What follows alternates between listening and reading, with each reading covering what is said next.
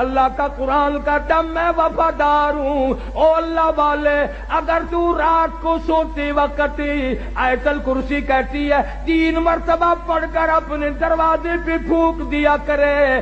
آیت الکرسی کہتی ہے مالک کائنات کی قسم ساری رات تو سویا کر، تیرے گھر کی حفاظت کرنا میری ذمہ داری۔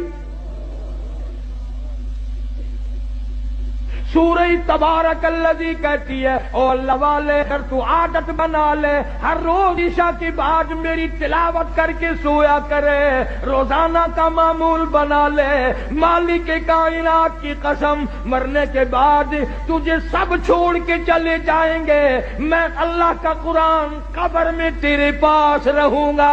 تبارک الذی کہتی ہے میں قبر میں بھی تیری ساتھ اور قیامت کے دن تیری نجات کرا کے دم لوں گی۔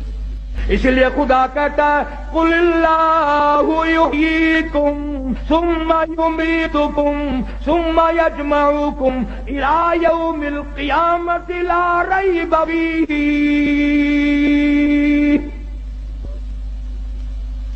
تم آزاد نہیں، تم مجھے ہزاروں مرتبہ بلاؤ میں تمہیں نہیں بھلا سکتا۔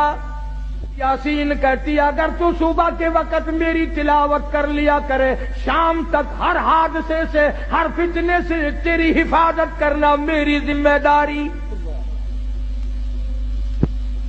قل هو اللہ شریف چھوٹی سی صورت ہے، وہ کہتی ہے اگر تو 3 مرتبہ مجھے پڑھ کر اپنی ماں کو بخش دے، تیری ماں کی قبر پہ میں پورا قرآن بن کے پہنچ جاؤں۔ جناب فاروق اعظم رضی اللہ تعالیٰ عنہ اتنا بڑا جوان، اتنا بہادر جوان، کالی کملی والے نے جھولی پھیلا پھیلا کے مانگا، مالک کی کائنات نے خوش ہو کر کے دیا۔ اب بہادر ہے تجھے کیا پریشانی؟ فرمایا او لوگوں آج عمر کو قبر کا اندھیرا یاد آ گیا۔